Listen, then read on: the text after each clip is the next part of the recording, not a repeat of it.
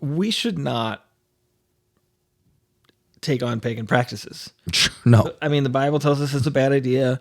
We know it's a bad thing. We shouldn't Right. do that. But like we talked about this in the Halloween episode, and we talked about it in the Easter episode. That's not what is happening with this. Right. And it's also like you can't. I heard somebody talk about this too. You can't accidentally worship a pagan god. Right. You know what I mean? For sure. Like to understand, if you understand what worship is, Right. You know, but you can't accidentally worship somebody else. Right. Right. So like, there's really not a way to even say that this is what you're doing is worshiping something other than God. Well, in order to, I think there's we kind of touched a little bit on Halloween. And so we can kind of touch on it a little bit here with the idea of like demonic. Okay. Like if these practices are pagan and demonic, right? Inviting ill spirits or whatever it may be. Like, don't you have to intentionally invite the spirit? You really do. You know what I mean? So like, I mean, like, here's a good example of a Christmas one that Christians don't really do. Like, what is his name? Like Krampus. You know what I mean? Like, he is a uniquely, I would say, pagan. It's a I don't know, Germanic or Norse myth of like stealing children. You know, like. Well, I got some notes. He's a minor Christmas character from parts of Europe. He was depicted as a furry goat-like creature. He originates in Austria and Bavaria. There you go. Yeah. And some of these, he wasn't even really Christmassy. He was actually kind of depicted. His depiction is based on like an earlier depiction of Satan. Right. And he was a child terror figure. So think of it meant to be the opposite of Santa. So think of like Grimm's fairy tales. Right. Exactly. Yeah. Right? The idea was to give some kids something to be afraid of. Right. To make them scared to do the wrong thing. Right. Right. Yeah. Right. And so, but again, like that, I don't know too many Christians. And that's a folk tradition. Exactly. Not a pagan tale. Sure. Yeah. Like they never believed he was real. Right. And they didn't worship him. Right. 100%. Right. It was a bogeyman story. Right. Yeah. 100%. Yeah. So that's the thing. So, I mean, if we want to apply that same deal, then we have to really investigate what we do in Christianity. Like pagans had temples. Right. So can we have a church? Right.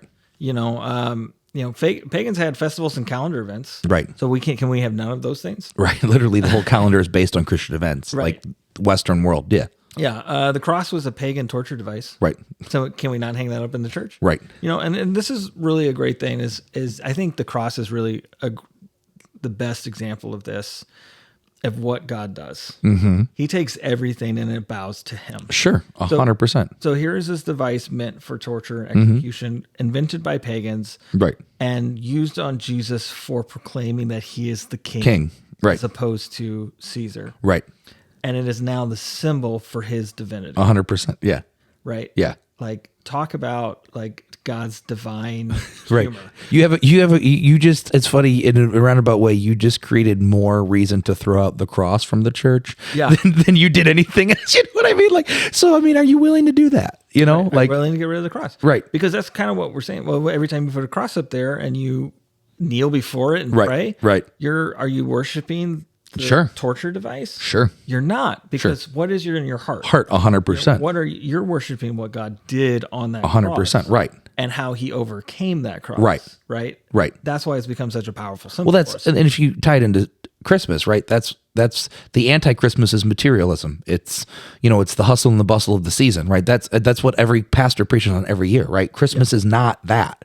That's the quote unquote pagan, like giving gifts to your kids. That's not pagan. Like we just said, that kind of originates out of. And Jesus said, you being good parents, you would give good gifts. You wouldn't give your kids bad gifts. Yeah, right. Giving gifts to your kids is a good thing. It's a good thing, right? So it's when we overemphasize the wrong parts of Christmas, right? Yes. And that goes back to kind of like that idea of the Christmas movie. What's your favorite Christmas? Like if Christmas becomes this, and we're talking about this right now, actually, like if Christmas becomes the season and not the savior, you've missed it, and that's because it's always been not about the season. That's the pagan side, right? The season, it's about the savior, and Christmas has always been about Jesus. Yes. Yeah.